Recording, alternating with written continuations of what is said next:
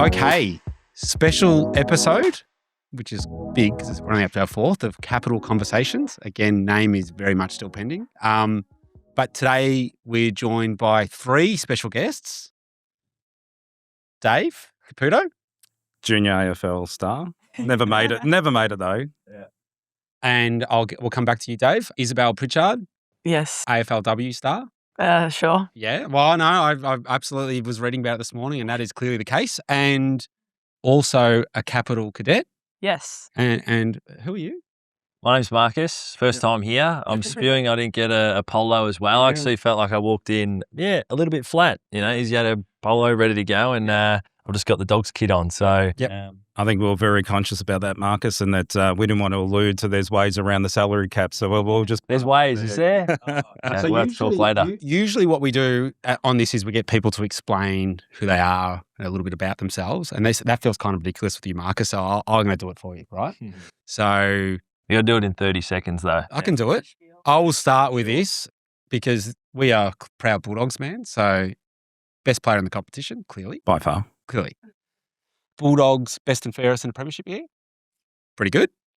And definitely one of two of the best Bulldogs ever, I'd say. Like it's probably you and Teddy at this point. How long have you been captain with the club for? Since 2020. 2020. So a little while now. I've got more grey hairs. I don't know why I pointed at you then. I have no idea. Very hard. It could be a commercial for Just for Men. But. Yeah. So was that a good enough sort of summary? That was great. Yeah, we can move on now. Yeah. We'll do a lot more, I'm sure. Yes. Isabel, tell us about yourself. Yeah, so I've been playing for the Dogs for 6 years now, and I've been a Kapitol grad for about 6 weeks. Yes, great. So where were you drafted? I think I know where you were drafted. Number 16, am I right at that? Oh, I don't know. I'm not sure if that's true, actually. Oh, okay. Maybe a bit later. Oh, really? Maybe. Okay. But yeah, so I picked up, I think around number 20. Right. But yeah, Steal. Yeah, that's what I was reading about this morning is that, you weren't recognised as going to be, an absolute star as a young, but now actually really risen through the ranks. Yeah, I guess. I started quite late. So I think a lot of my development's come since being drafted. But yeah, I think my height carried me through the juniors a lot. And then I had to develop the skill to take me to the next level, Great. Yeah. And academic career? Melbourne Uni? Yeah, did an undergrad in science. Always liked school, bit of a nerd, liked maths. And yeah, had a passion for learning. Took me a while to get my undergrad degree, got it last year. And so now I'm launching my career, as they say. Yeah. Fantastic. Second career. Yeah, that's it. And in a real vote of confidence for the podcast that we're running, Dave has only agreed to come on when you were here, Marcus and Isabel. So, Dave, do you want to give yourself an introduction to our listening audience? Certainly. I just gave Marcus a bit of a rundown of my junior football career, but we'll park that for now. Not so good. But so director of Kapitol. So it's obviously me and Andrew. So we've had a bit of fun scaling the business over the last 8 years, and started off at 0 8 years ago when we sort of came out of another large scale builder, and we've built that up to now if you read the papers and you see what's in print, which means it's true. We are the number one or the largest builder in the country, so it's a fair old achievement. But again, we feel like we're only just starting, so it's an exciting place to be. Great. So today for the discussion, I thought we might talk about leadership and sort of elite high-performing teams and the intersection between the sporting world and business and where there is intersection and not. And it might be some interesting stuff, Isabel. You've worked at a few construction companies now to sort of see what carries through and what doesn't. But I thought I'd start with something that inherently in football, and we have it in our industry, particularly at Kapitol, is really young people being leaders very early on. So I thought maybe I might start with you, Marcus, just of how was that for you to become a leader at such a young age whilst you're still sort of learning yourself? It was a lot to process, and I think most of that was the off-field side of things. I mean, the game is the game. It was the same, even though, well, to be fair, the modern game is very different to the game you play at juniors, especially when you consider the evolutions in the game and the rules and what the AFL is probably trying to eke out from year to year. But that part, I always knew how I wanted to play the game, and the best way I could influence it, influence others, influence the team. So I felt like I always based my game on the right things and the right attributes. So I feel like that part, it didn't take me too long to adjust to as I started early in my career, but it's probably the stuff then you become more responsible for off the field, which, it starts to lean into the player welfare side of things, group direction. So what age, like you obviously came in 18 years old, I imagine. At what age did you think to yourself, I'm a leader in this group? Was that a conscious thing? Was that something someone was said to you? Like,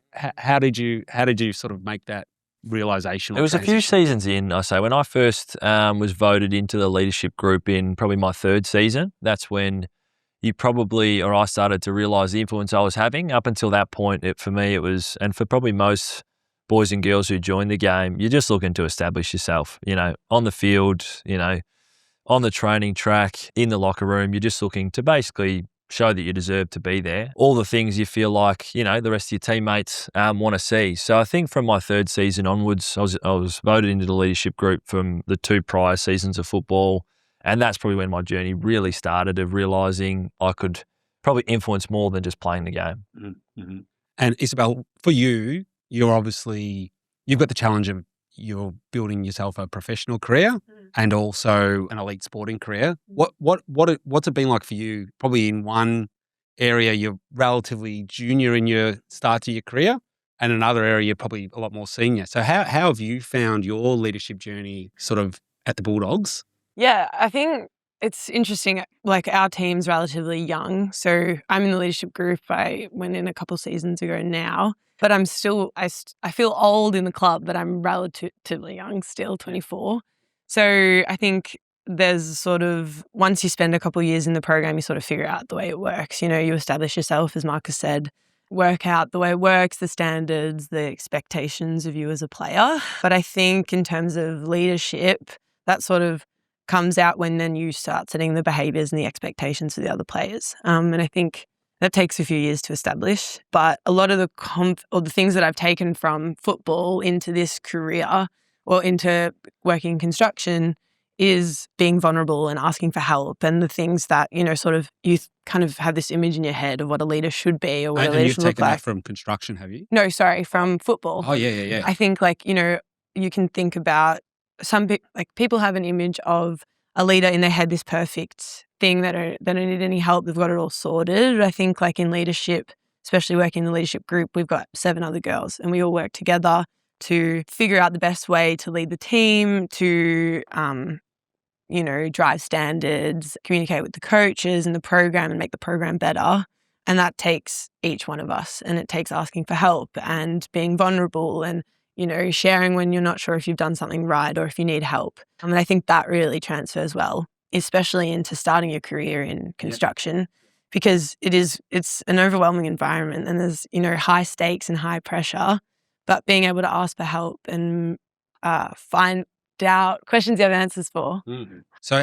So how have you found the difference in leadership between construction and sort of the working in the Bulldogs, that elite sporting team? Is it more structured in the Bulldogs, or is it just? I'm curious to see how both organisations sort of approach leadership and what it looks like to you on the ground. It's interesting because we have a really large leadership team, specifically at the Western Bulldogs in our team, and a lot of that is made up of younger players and older players, some experience, newer players, girls from other teams who have come over, and I think it's quite similar in construction in that, especially at Kapitol, when we're a relatively new builder, I feel like there's a really fresh look to it all. We've got a lot of young workers. So it's sort of it's this amalgamation of knowledge from other building companies that have come across, but also new ideas and young faces and sort of this confidence. And I think that's kind of similar between the two. Yeah, great. Dave, I know the story of your career because I was there for bits of it. What was it like for you? I know you had some pretty senior roles early on. How did you find that transition as a, construction professional coming into an industry and then pretty early on probably being a leader?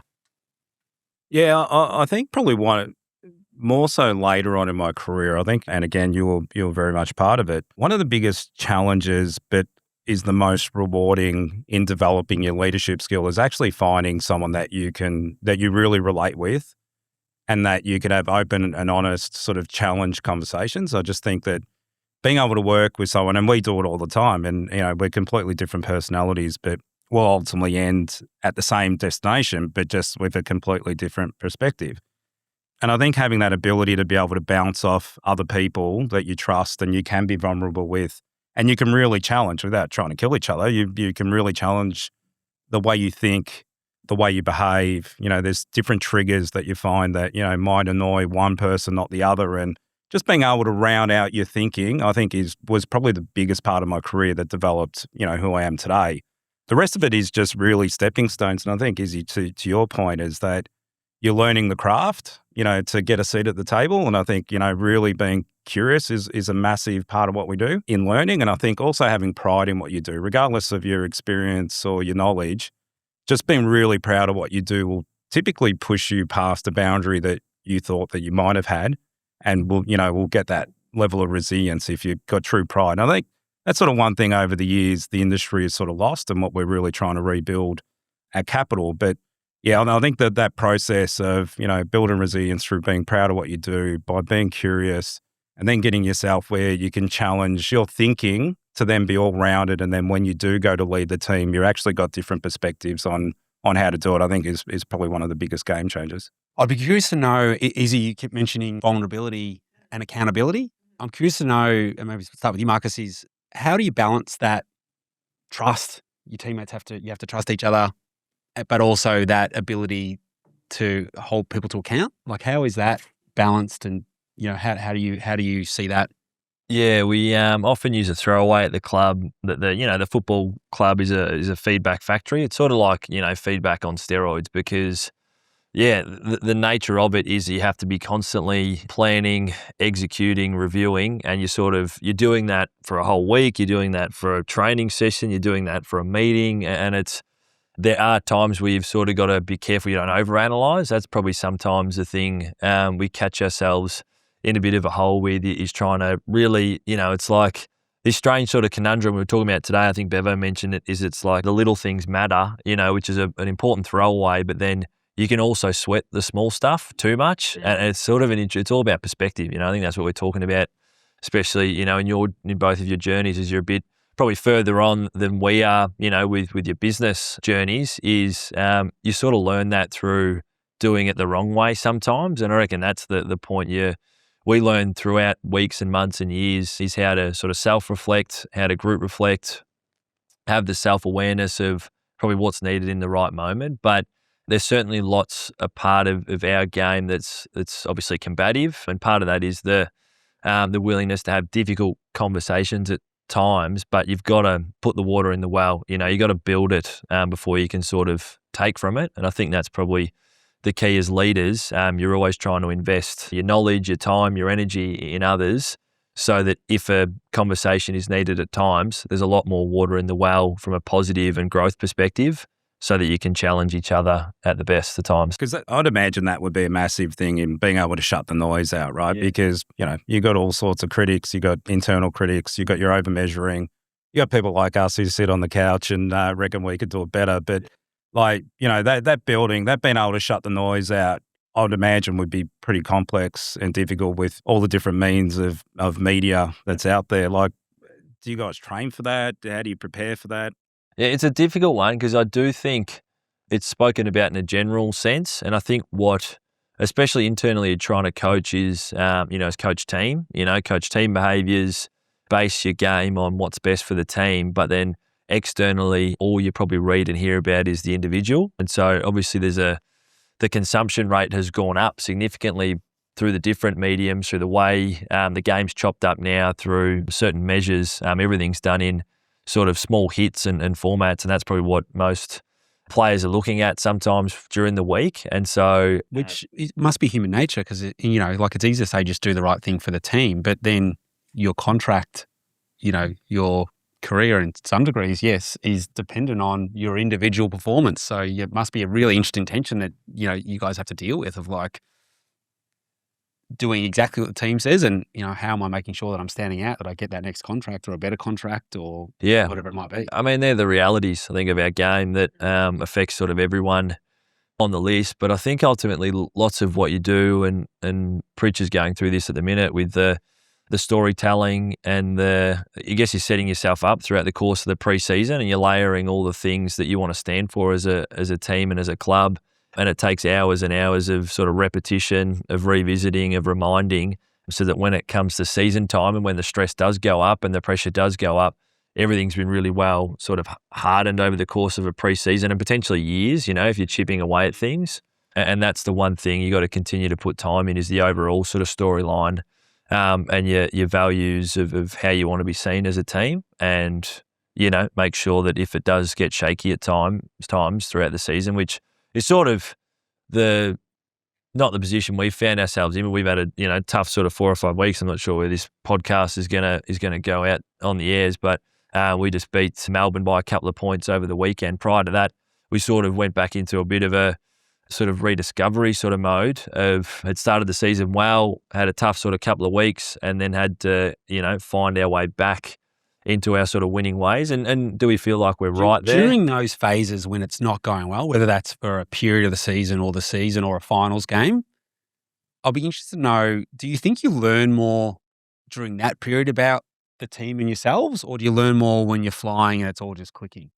Yeah, certainly in the periods of challenge, that's when you get a better understanding of, we talk about resilience. You mentioned resilience. This is, you don't have to go searching for it in weeks and months like that. It's sort of right in front of you. And Bevo's been big, different seasons where things have either been going well, not going well for us, is just showing up. Like is most of the battle, is showing up mentally, showing up physically, get yourself to the point where you put your pride on the line, as you said, to influence a game, influence others, and just turning up for each other is sort of 80% of it. Then it's whether you can execute under pressure. So they're the sort of things we come back to in times like that, is just keep turning up for the team, for yourself, for the club, and we'll keep working through how we plan and execute. And what's that look like for you, Izzy, like in terms of, because obviously the AFLW Bulldog came in, won a flag really early on. It was first season or second season? 2018. Yeah. And then at some point bottom back out again, and now you're building the team back up. So how's that been being part of that leadership team as you're trying to build the team back up? And,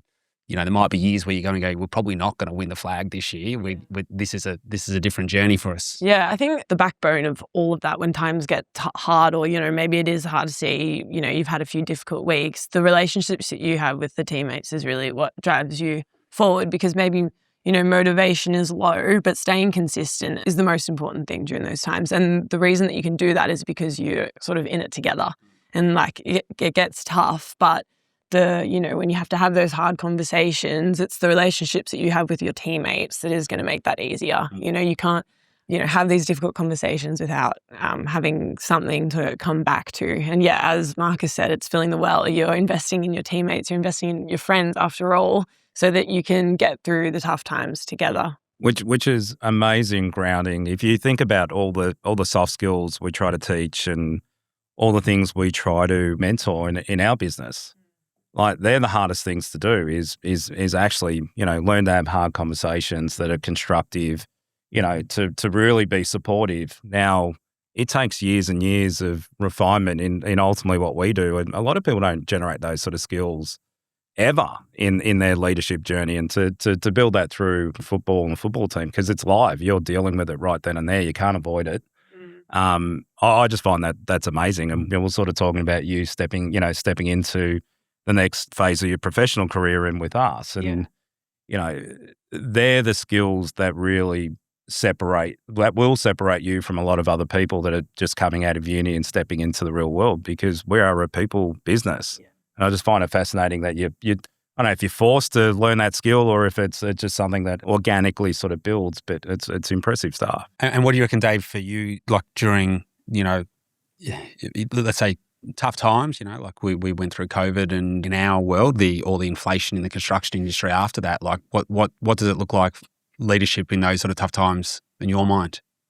In all honesty, just to put some context around the tough times, like I don't think we would be who we are if we didn't go through COVID and we didn't actually go through, the industry's biggest price hike, which, as it's well documented, there's a lot of people lost their businesses over that time. But I think that's when leadership really works out who they are is in those sort of tough times where we could follow the trend of what everyone else is doing, or we could look at it completely different. And, we had the ability during that time where we're just starting out, hit COVID, the industry was pretty much making a lot of their staff redundant or standing it down. We did the complete opposite. And we're like, we've got two choices here. And we're sitting in our tracksuit, we're in our tracksuit pants in our first office, and ScoMo's up on the TV telling us how it's all Australia's in a bad place with COVID. And I'm like, cool, we can, we made a little bit of money at that point.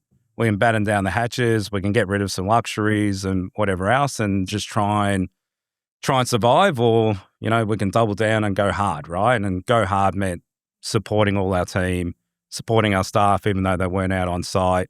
Yeah, and the good thing is the way we looked at it as a team, as a leadership team, was we're a new business. We had so much stuff to do as a new business. So we've got business improvement stuff. We've got systems, training. All this stuff didn't exist when we're getting going and venturing into COVID.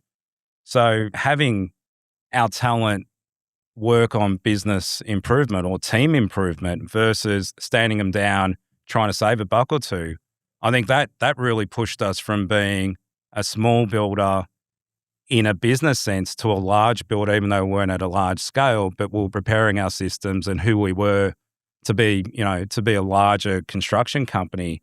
And it also proved, you got to prove to your team from the top down that we're here. We're actually in the shittest times. We're here to support you, right? So, there's no, one of our values is being authentic, right? And the other's supportive. Now, you don't get much more an authentic moment of supporting your staff than the industry was in a really bad place. And that gave us access to so much talent in the industry because we just behaved completely different to everyone else. Well, I think that's a really interesting thing. And I'd be curious to know from a football point of view, how that tension, because obviously you guys have both spoken about support, teammate, vulnerability, being there for your teammates, but you're also in an industry by its very definition. Like, I don't know with AFLW, but you have to take 6 people off the list every year, don't you? Like, Not us, yeah. but not you. No, you personally. I don't mean you. No. Of course. No. But every year 6 people have to leave and 6 new people have to come in because that's the rules. So, like, I find that to be a really interesting tension of, like, inherently that means that every year someone's going, whether they want it or not, they're going to go. So how does that tension play out within the club and the playing group of that? There's this inherent change built into the fabric of the team.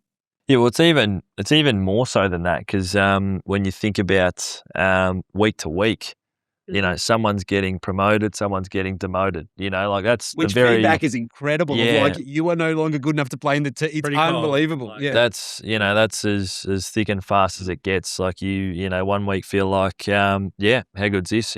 Playing where I want to play. In an important game of football, and then the next week you've maybe got to accept the fact that it wasn't quite good enough, and you got to go back and work on your craft. And they're the skills from an AFL and AFLW perspective you get, is that ability to instantly reflect, deal with some emotion, be able to hopefully absorb it, understand it, and then try and start planning for the next opportunity you get to hopefully succeed or execute. And then, will that be good enough? And then it might happen again and again. And so that's probably, it is that instant reflection is critical. And I think that's where, as leaders, you're trying to, pull the right levers. Same thing in those scenarios. Like, you understand it's going to hurt for, some guys and girls along the way, but it all forms part of their experience. And because it would almost be every week someone in your club is having a pretty ordinary week because either they thought they were going to get up for a game or they're not, or they got injured. So how does that feel every week, just knowing that someone's going through something every single week? I think in some ways it sort of normalizes it because it's everyone's experience. It's something that's just a part of the job. So I think it means that, obviously the first time it happens, it can be pretty rough, but you sort of, it's just a part of the process. It's a part of the job.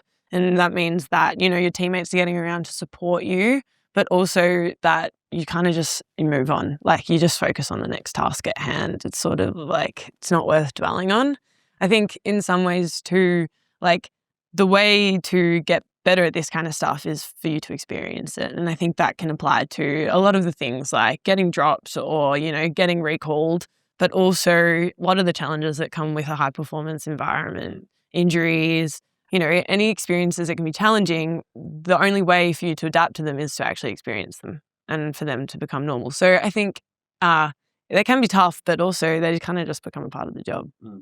And Dave, I know in our business, one of our big challenges is that whole people have been with us as we've grown, we need to change their role, or maybe their role doesn't exist anymore. Like, how do you sort of look at that from we do it in a business point of view because we've been growing so much, but how do you think about that? Yeah, I think opening statement is it sucks, right? Because you're rubbing shoulders with people that are helping you build a business, and you're in the trenches with them every day. But I think the cold hard reality of a business is no different to a team, right? The team has to be successful, has to do a lot of things. It's got to give opportunity to the next generation.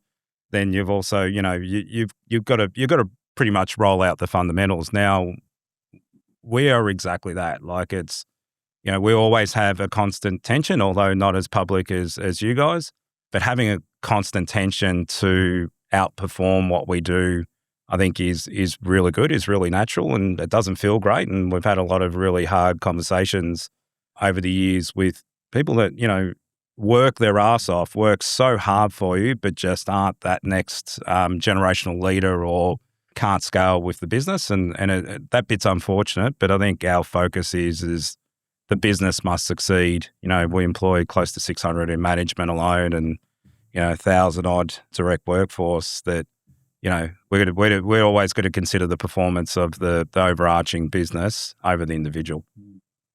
I think it might be interesting at this moment in time, because certainly in a business context, if you sort of, think about the whole world's going through this AI transformation, right? Which basically everyone's at a different phase of it, but basically almost all workplaces are going to change, right? So you guys are in a sporting context where by very definition, you have to keep changing how you do things and what you do. So I imagine every year the team, whilst there's similarities, it's kind of a different team, with a different idea. How do you deal with that constant need to change? And, how does that work through the group? It's interesting because clearly from an AFL perspective as well, like head office, they're sort of tweaking and adjusting the game as well from the way it looks and feels and plays too. I would say we've definitely evolved as opposed to changed. I reckon, with Bevo. Bevo's been the coach of the club for pretty much all of my career, bar 1 year. I think he's able to basically, and he'll sort of talk to this as well, is probably when you're setting up either a team for a year or a tenure, you either basically build a game plan and the team adapts to the game plan, whatever you think is going to be the best one, to work and to potentially win the premiership, or you basically assess the list based on its core attributes of how it's made up, how it's physically built skill-wise, and then you basically cater a game plan around the team and the attributes of the player. And I think he's certainly sat a bit more in that side of things where he has assessed, the capacity of the team, the players, the skill attributes, and maximised that, in the end, which resulted in the 2016 grand final. We go and play in another one in 2021. But within those periods, the team and the way we played has still evolved because, as you said, new people come in, guys retire, guys finish up for different reasons, and you have to keep evolving every year. I wouldn't say they're like wholesale changes. It's more adjustments and tweaks to one, as you said, Dave, about curiosity. You got to be curious about, and it sounds like you guys were with regards to COVID, how you would be able to make really the best out of a bad situation that would set you up. And Bevo's very good like that. Like he's able to risk mitigate, work out how he can get an advantage from something that others might see as a fallback and maximise that opportunity. So we're really fortunate that Luke has that ability to think on another level and then coach it, teach it so that the group is able to embrace it and execute it. So I think as a player, you've just always got to be open to adapt to what the game throws at you. And that's not from week to week, from season to season. That is literally in game. And it sort of speaks to, again, the speed of what we have to do sometimes is from one quarter to the next, you could be fundamentally playing almost a different style, you know, because the opposition's tried to do this to us. They want to take this part of our game away. We might have to shift players around. And that's something Bevo's been always big about, is players having multiple positions they can play. And so on the weekend, for example, Luke Cleary unfortunately gets concussed. He's one of our defenders. We got Lockie Bramble up on the wing. Sorry, Bram, playing well on the wing, but mate, you're going to have to go back, help us fill a hole, and the whole game changes from there. Can players and guys adapt? That's like the instant nature of adaptability. And there's some players where actually, you know, their career depends on their ability to do that. Like we spoke about it before when you arrived in the lobby, was like a guy like Rory Lobb, like he, you know, probably reinvigorate his career by going into the back line and now gets asked to play the ruck, which he may or may not want to do. But you know, well, he put his hand up for that, to be fair. I don't know if you got Bevo last night on, I think he mentioned on 360, and that's the selfless sort of side of things, whereas Rory's been having a great, let's say, last 2 or 3 seasons as a key defender, but in that instant he goes, listen, I think I can help here. You know, throw me in the ruck and I'll see if I can help that until hopefully Tim comes back. And that's where you see a bit of the selfless nature come through in guys. And I assume Izzy in the AFLW, because it was a new competition, and so I'd imagine the scale of growth and improvement, and you know, you can see, we were talking before, like North Melbourne are doing such an amazing job with their club and their team. Like the challenge for you guys of like, as the league's gone from its first year now to is it the 8th year? Going into 11th season. Sorry, 11th season. So like it must be just so much, the speed of growth and change of what good looks like in that industry must be extraordinary. How do you guys deal with it? Yeah, it's been pretty rapid. I think, you know, it hasn't been a sort of linear progression upwards with this development, especially as new teams have come in. It sort of changes the way that the competition looks. In terms of spreading resources across more teams, players, talented players are sort of more spread out. And I think that means that you sort of have to adapt to the environment that you're in each year. And so each year we have more resources in our program, and that means that, you know, we have more coaches available, more medical staff, more physios, more time to train as well, which makes a big difference. But I think the thing for us is that, you know, we're still limited in the amount of hours that we play and the amount of games that we play. So for us, it's maximizing the opportunity that we have. So, because that's a real finite thing for you guys, isn't it? Like you don't have unlimited training time. Like it's quite restricted by the Players Association, so that people don't have to train for free, basically. Well, yeah, it can be, and so I think it means using the resources that you have around you and learning how to maximize that, which is something that isn't really, you know, when you come in when you're 18, you're surrounded by these dietitians and these performance psychologists and all of these coaches that you've never really had access to before. And you don't know what you don't know. So you have to try and learn, how can I maximize the resources that I have around me? And that's by asking for help and getting experienced players to help you out and surrounding yourself with people who are willing to invest in you as a young player. And I think that really makes a difference. Right. So I'll finish with 2 questions and we'll go in a different order. We'll go Dave this time first. What are the things that you would describe yourself, or how you would describe yourself as a leader? And what's been your biggest learning, whether it was advice or just things you've learned as a leader? Yeah, really good question. So I would have preferred if I knew this one was coming up. I think the best would describe my ability to lead is probably the ability to evolve. Like I think my leadership over the years is completely different. I think if I look back at who I was 5 years ago or even 10 years ago, I think vastly different. And I think you adapt to the times. You know, we've obviously got another generation that sort of is working, you know, a couple generations since I started have come into the industry, and obviously everyone's different. Being able to adapt to motivate people differently. I think, you know, construction industry, and, you know, I think both of us were probably big on the old stick as the way of management back in the day, and we try to keep the stick under the bottom drawer these days. But so now constantly, I don't think there's a set recipe of how we do it.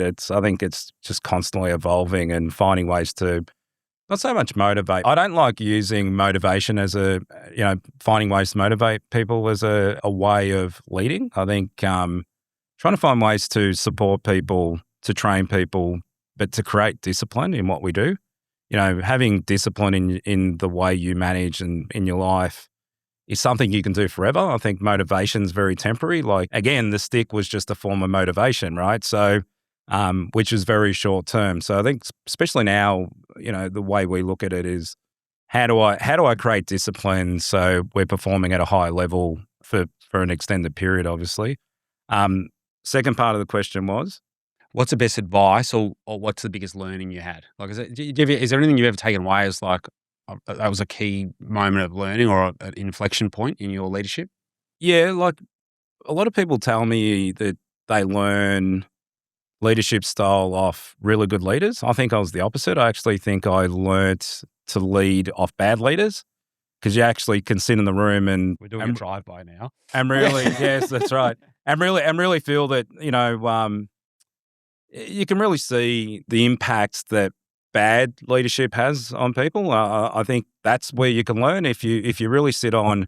And we did some work a long time ago together, actually. And I think probably one of the good bits of advice is try and step back and put yourself on the balcony to view what the reaction is around you on how people are leading or mentoring or whatever it might be. And I think you'll learn a lot from just staying quiet and seeing what the reactions are. And, everyone's different.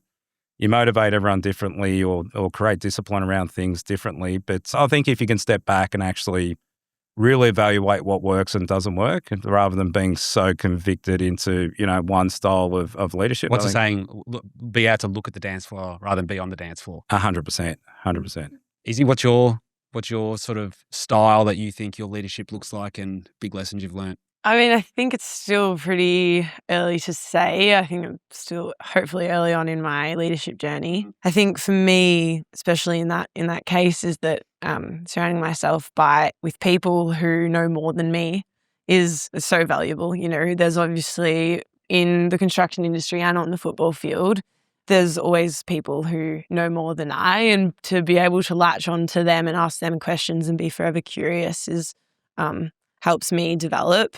The same can apply to actually being on the training field.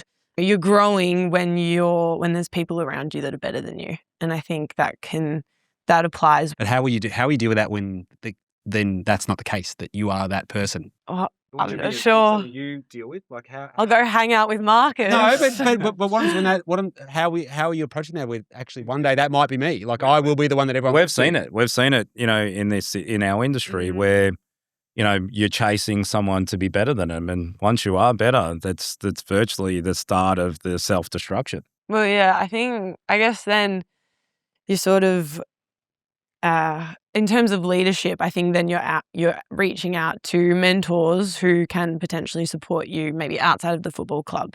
But in terms of on the field, I think, I don't know. That's the question I'll have to ask myself hopefully when I get there one day. But some valuable advice that I got a couple of seasons ago was about getting out of my comfort bubble. And I'm living in this comfort bubble, and the only way for me to grow it is to step outside of it. So I think exposing to myself to challenging situations has probably been the thing that's been most valuable to me so far.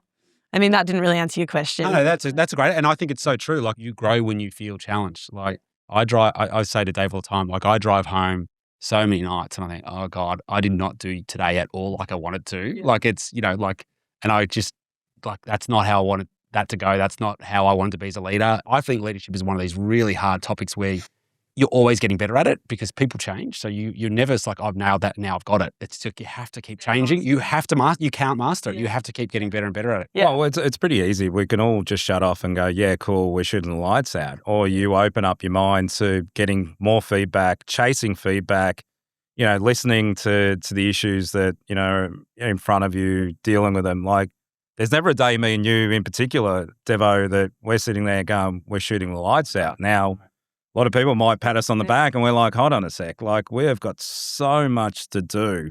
But equally so, the rewarding bit is, well, if we didn't measure, if we didn't listen to the business, to our clients, to every individual that is around us, then we probably would think we're doing not too bad, but definitely not the case. Marcus? I think from a leadership perspective, my attitude and style is always just to be true to myself, I guess, and that's probably what we're all talking about here is we're all sort of born with an innate set of attributes that make us who we are, is to continue to sort of lean into that, especially as you get older. The same with Pritch, like you feel like you're always on a journey of what aspects of leadership you can sort of improve and get right. But I tend to, there's a couple of things, you know, when I think of, when I reflect on things I've heard or my sort of leadership journey, especially now, the most pertinent one is probably a bit what you're talking about, Dave, about, you know, there's times to be loud and there's times to be quiet. You just got to remember or work out which times require which voice, whether it's one or none at all. And I think I'm probably more at the less or none at all stage, because Is that different? Is that changed? it is, because if you're always the loudest voice in the room, it doesn't give anyone else a chance to have a say or to process and think about something differently. And we've all got our own probably biases, things that we grew up with, things that we saw, things that happened in our family homes that just have you leaning a certain way. But if you don't create the room and the space for others to walk into, you won't hear from them. So that's probably where I'm at. You know, 30 odd years old, I've been captain of the football club for a long time. I'm probably erring more on the side of stepping back and across to allow for others to step in front, a position which I've felt like I've been compelled to do, wanted to do for a long period of time. And I think now is how you be a bit more efficient and articulate with your time and your voice. And I think Bevo's on a similar journey, to be fair. Like, he's coached a football club for a long time, been a strong voice for a long time. We're both on a similar journey in that sense, is you don't disappear, but you just create a bit more room. You become a bit more transparent, I guess, or translucent, where you're still there, but people can also jump in front. You've got to create that space. Like, it's a big thing for Dave and I. Like, the reality is, whether we like it or we don't, every room that we walk into here is a different room when we walk into it. Yeah. Which would be the same for leaders in football clubs, and you and Bevo have been there for so long, and you would just cast a big shadow leadership-wise, whether you want to or you don't. Spot on. You will. Yeah, and it's all about dynamics and presence and whatnot. But probably the last thing, this is how I probably try and treat just,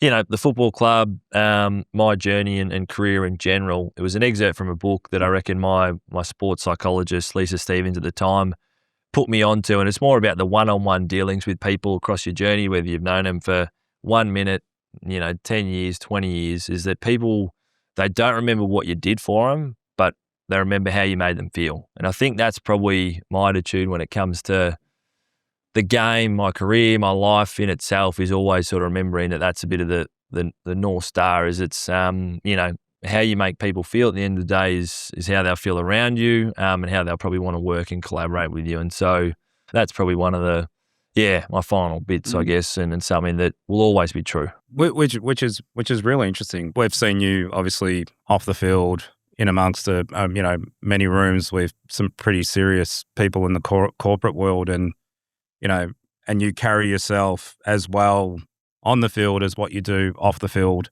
It's really interesting in seeing what is next. Obviously, you still got another, 250 games to play out. Catch pendles, you reckon? I don't think so. Yeah. Yeah, but I think that's really exciting to see what's next, because I must admit, everyone I talk to, and within our group and our coterie of the club and whatever else, like, just that the way you present, the way you talk, the way you think outside of everyday football is bloody impressive.